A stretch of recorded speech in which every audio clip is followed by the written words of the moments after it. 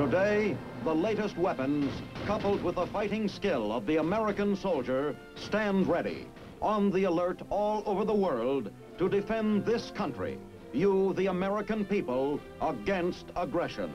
This is The Big Picture, an official television report to the nation from the United States Army. Now, to show you part of the big picture, here is Sergeant Stuart Queen. No fighting man in history has enjoyed as much behind-the-scenes support as does the individual American soldier of today. Weapons, equipment, personnel, all exist basically to make the force of the foot soldier as strong and as effective as possible. To achieve this goal, surely yet economically, our Army is now calling upon a pool of resources only lightly tapped in the past. Foreign nationals, the big picture study of today. To many people, the words Army and infantry are synonymous. True, the infantry is the backbone of the Army, for an Army is organized, trained, and equipped for combat on land. Only land forces are prepared to fulfill the Army's mission, to defeat an enemy's land forces, then to seize, occupy, and defend the hard-won ground. Coordinated with the infantry, armor and artillery bring their heavy weight to bear on the enemy. And behind the front line power is a well-integrated but enormously complex force. Men to make weapons, others to build highways and bridges where the weapons may pass. Lines of transportation stretching from factory and farm to the battleground.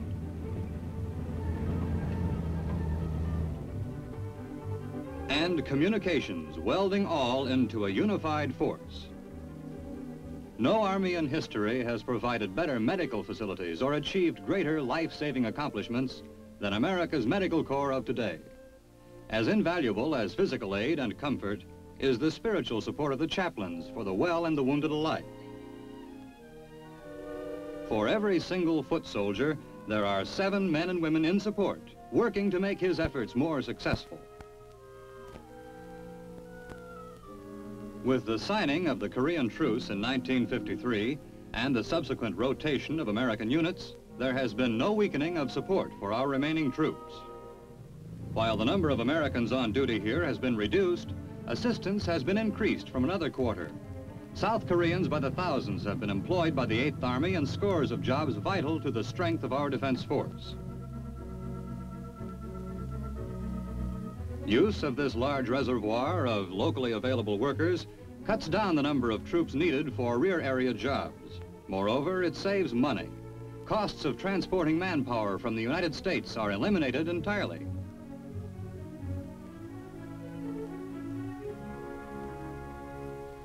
The 8th Army's operations are made more economical too, because the salary outlay for the native Korean is fractional compared to the cost of paying and maintaining a United States soldier to do the same job.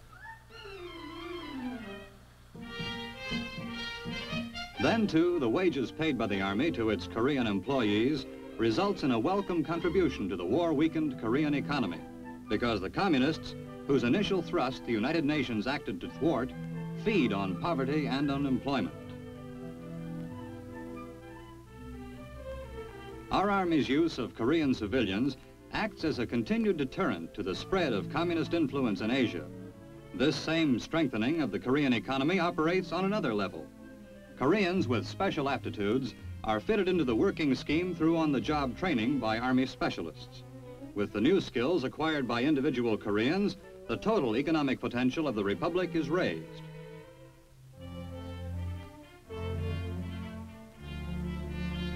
Types of jobs in which Koreans reduce the need for American manpower range from skilled artisans and scientists to special police and military guards. The communist attack in Korea spotlighted our need for supply depots in the Orient when thousands of tons of equipment had to be rush-shipped to Korea from Japan. Although the truce prevails now, one of the Army's biggest jobs in Korea is to protect its depots from thieves, whether they operate as organized subversives or as small boys developing bad habits. At the same time, in Japan, more than 100,000 Japanese nationals are employed by the Army, further strengthening the supply chain which equips and maintains Americans of the Far East Command. Some serve as guards at military installations, while others work with Army MPs, protecting the rights of American and Japanese civilians and military personnel alike. Once a Japanese national has passed his first interviews and examinations qualifying him for a civilian job with the Army, he is fingerprinted for purposes of record and security. In Tokyo, following his fingerprinting, the prospective employee reports to the Tokyo Army Hospital for his physical examination. Included with the physical checkup will be a dental and X-ray examination. When the applicant here, Mr. Shimamura, has been fully processed, he will be ready to join the ranks of civilians who are helping the Army to fulfill its policy of nearly a decade, to emphasize the assigning of military personnel to purely military duties, and to use civilian employees in non-military occupations as much as possible.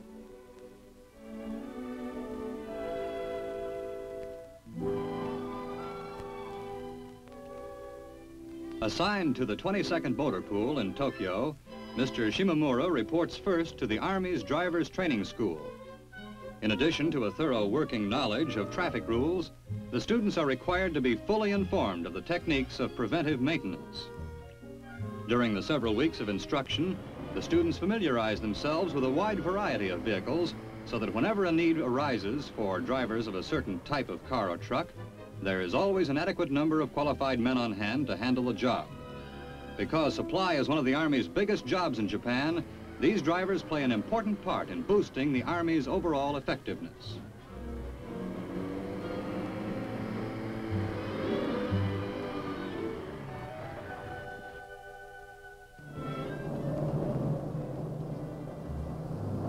All down the line, the aim is to use more civilians so that a greater number of soldiers can be freed from assignments not requiring military skills. In no area is the effort better effected than in the professions of dentistry and medicine.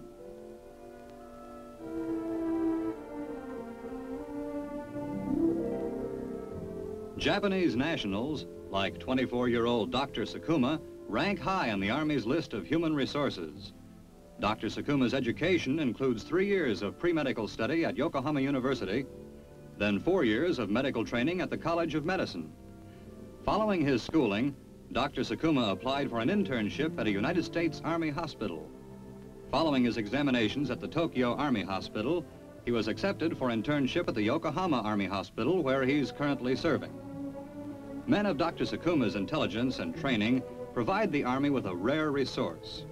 They fill important posts in specialized areas for which the Army, of necessity, has only limited training facilities.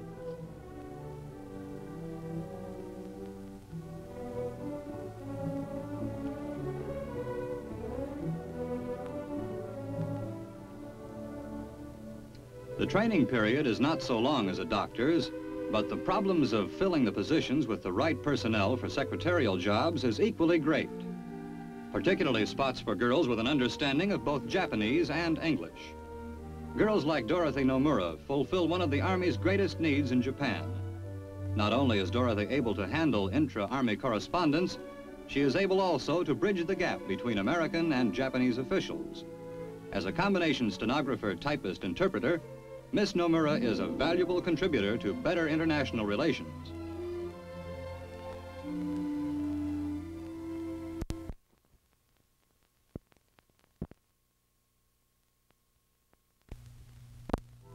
Contributions made by Japanese civilian employees toward better international understanding are not confined to their places of work.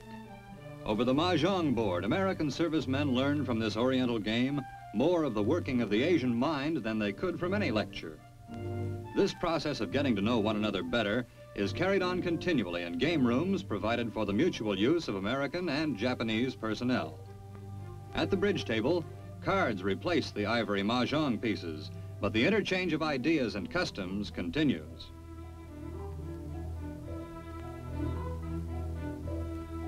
Further insight into Japanese culture is gained at the Ernie Pyle Memorial Theater, where programs of native classical dances and plays were presented regularly.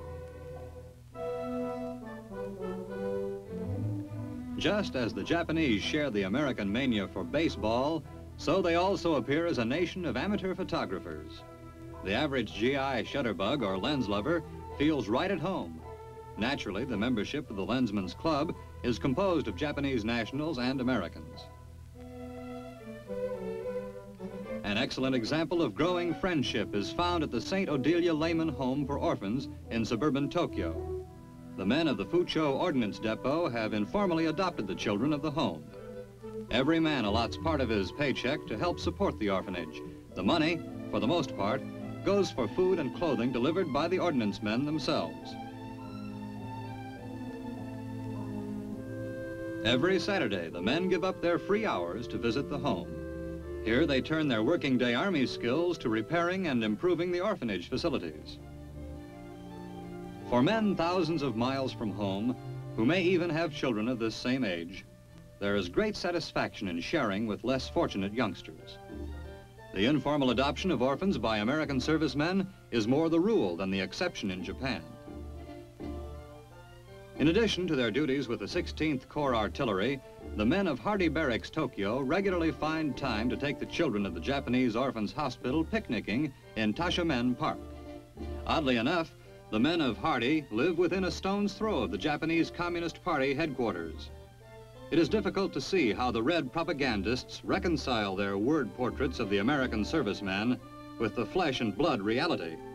Men who would rather spend their off-duty time entertaining a bunch of kids at a picnic table than in other more rugged pursuits. Just as the informal adopting of an entire orphanage by United States Army units is a common occurrence, so too, legal adoptions by American servicemen and their wives are becoming equally commonplace. Picnics like these lay the groundwork for mutual affection.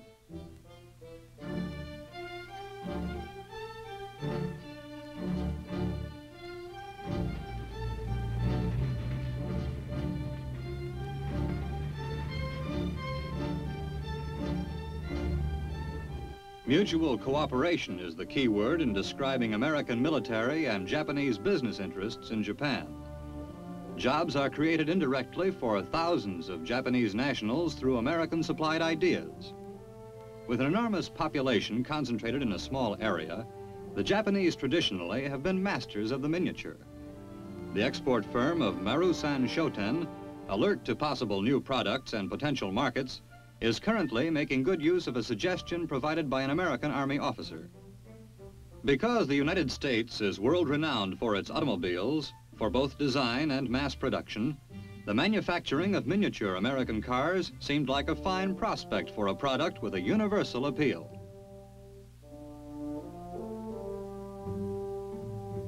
Acting on this suggestion, Marusan Shoten Limited added miniatures of American automobiles to its list of products. Every toy is an exact duplicate on a fractional scale. Furthermore, the cars actually run.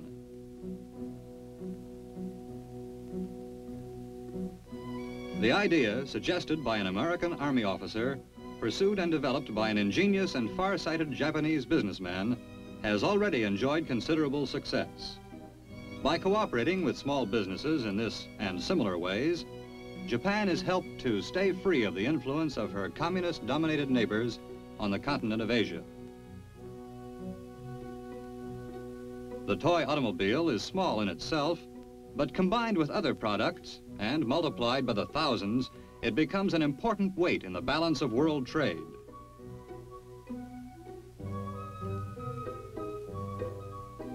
The same initiative shown by the small businessmen in Japan is displayed by individual workers employed by the Army at the Apama Ordnance Depot.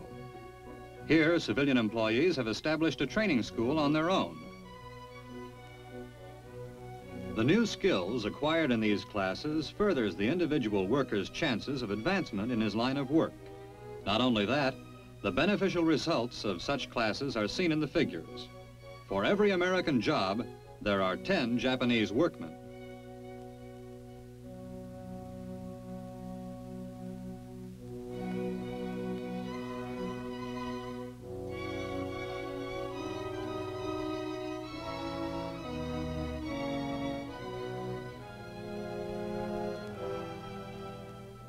On the other side of the world, foreign nationals give additional strength to the United States Army.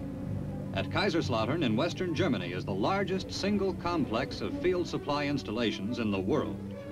Here are concentrated millions of dollars worth of supply dumps and depots, arsenals and repair shops, open and concealed warehouses, petrol dumps, barracks and maneuver grounds. Supplies and weapons range from the obvious to top secret, above ground, on the ground, and below ground. At the Western Area Command Headquarters at Kaiserslautern, close to France and west of the Rhine River, a veritable electronic and mechanical army within an army is needed to keep tabs on the myriad items kept on hand to meet the need of the Army. The primary mission here is the receiving, storing, breakdown, and issue of supplies and equipment. This is a service command backing up our combat-ready Army in Europe.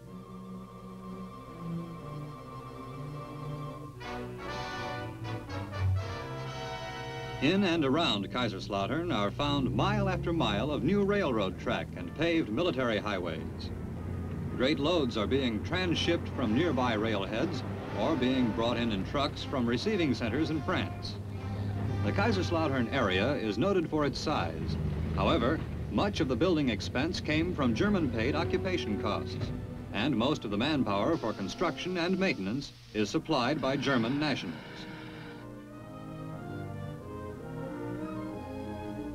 There are more than 300 types of jobs open to the citizens of the new German Republic. When a department head needs a man to fill a particular job, he first contacts the Employee Utilization Office in his area. This triggers a chain reaction aimed at getting the right man for the right job as speedily as possible. Currently, there's an opening for a fireman.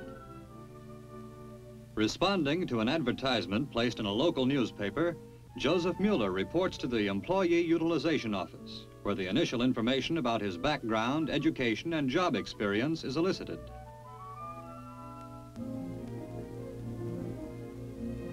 Because Mueller appears qualified, he moves to the third phase of screening.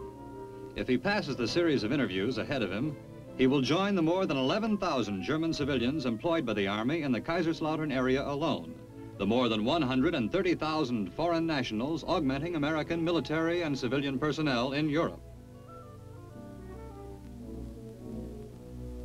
While Mueller receives his second screening interview, G2, Army Intelligence, receives a copy of his application form. When his statements are checked out against the records, Mueller receives his security clearance. At this point, Mr. Mueller's prospects for the job look good. He returns to the Employee Utilization Bureau, where he is briefed on matters of salary, possibilities for advancement, and on-the-job procedure. He will put in a trial period on the job before he goes on the payroll officially. The advantages in employing a civilian for a job like Mueller's are plain. He will put in a full work week with overtime if necessary, and will not be diverted by combat instruction or other activities required of military personnel.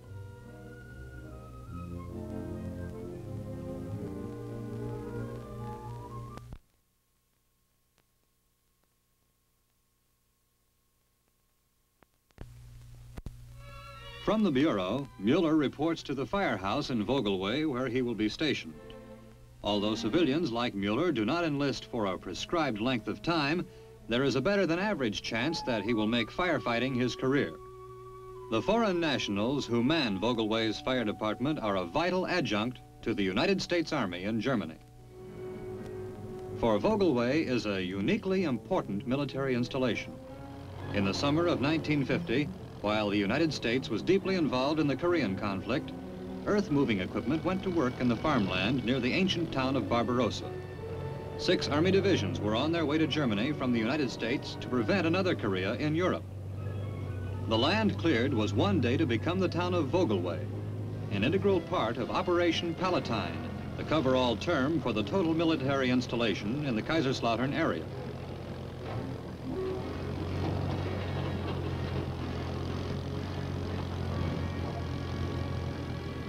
On the original blueprints and specifications, the town of Vogelway was slated to house more than 12,000 people. The actual construction work was done by French, German, and American subcontractors employing, for the most part, local German artisans and laborers.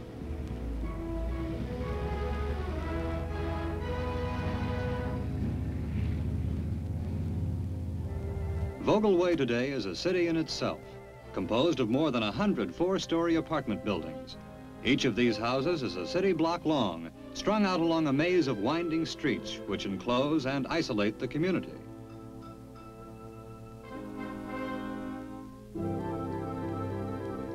In Vogelway are schools and athletic fields, shopping center and a 1,000-seat theater, post office and police station, gymnasium and beauty parlor, a chapel for all faiths, and super filling stations run by the Army Quartermaster Corps. The schools range from kindergarten through high school with recreation facilities for all ages.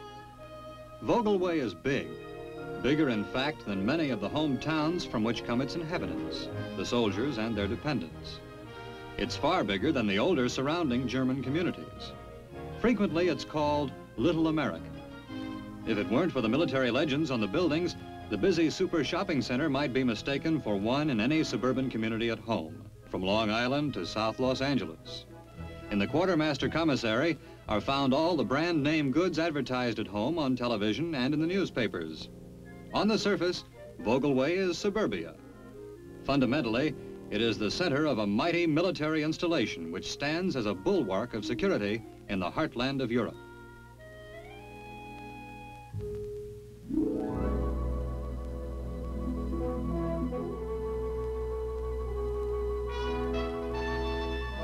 Because Vogelway is essentially a military establishment, the living quarters of thousands of Americans, some of the individual tenants' responsibilities are lightened so that the soldiers can devote full time to their proper business, soldiering.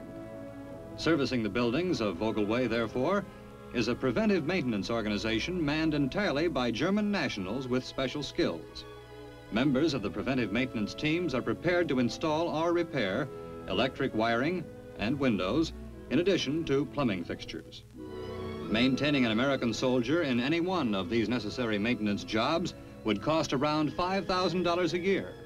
For a German national, the cost is a fraction of this.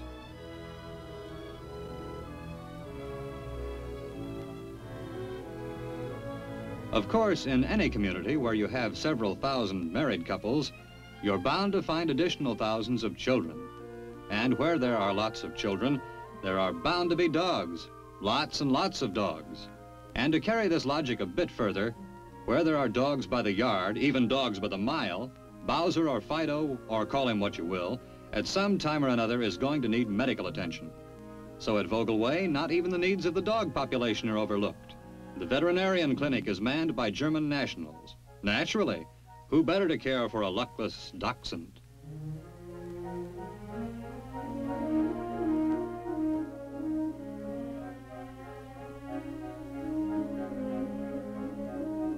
In Vogelway, the little touches of home are there for the married soldier. But what of the unmarried private, the bachelor captain, who darns the holes in his socks or affectionately sews on the insignia denoting a promotion in the military world? Here again, the civilian population, the small business enterprise supplies the answer. Cleaning, pressing, and tailoring shops, managed by German nationals, operate to meet the demand.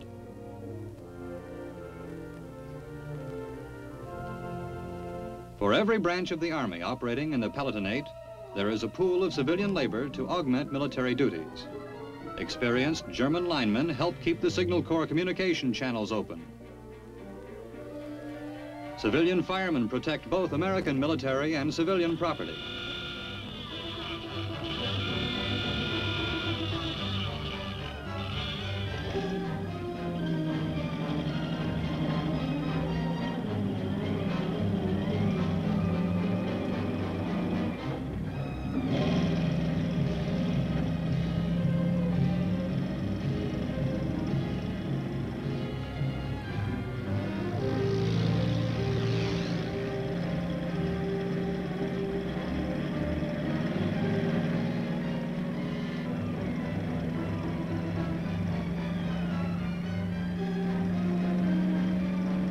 This is civilian Joseph Mueller's first response to a fire alarm since joining the Vogelway Fire Department. He is still in the 2-week trial period before his name goes on the list of regular civilian Army employees. But because of his past firefighting experience and the initiative and sense of responsibility displayed in his first days on the job, chances are very good that Mueller will become a dependable member of the Vogelway Fire Squad. Mueller's income and the income of the tens of thousands of foreign nationals like him does much to strengthen the economy of the new German Republic, which stands in the shadow cast by the Soviet Union's arsenal to the east. At the same time, our own economy is strengthened at home. Our outlay of tax-garnered money for military costs are reduced because the jobs undertaken by foreign nationals are performed more economically than they could be either by American civilians or military personnel on foreign soil. Moreover, our resources of skilled technicians and professional people in the United States remain strong, a healthy nucleus for expansion in an emergency, for defense in case of attack, for immediate mobilization to strike back. Equally important, foreign nationals working for and with the United States Army, wherever it is stationed around the world, cannot help but to know and understand better Americans, our ideals, our sentiments and hopes.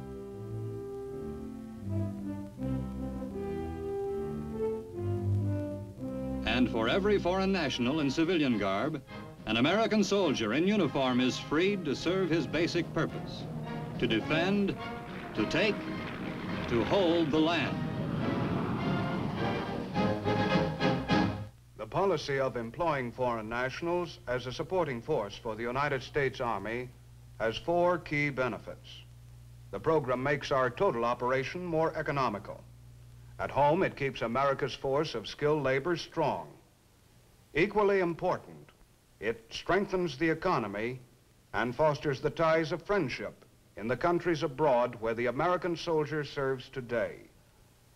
Now, this is Sergeant Stuart Queen, inviting you to be with us again next week when we will present another look at your Army in action on The Big Picture. The Big Picture is a weekly television report to the nation on the activities of the Army at home and overseas.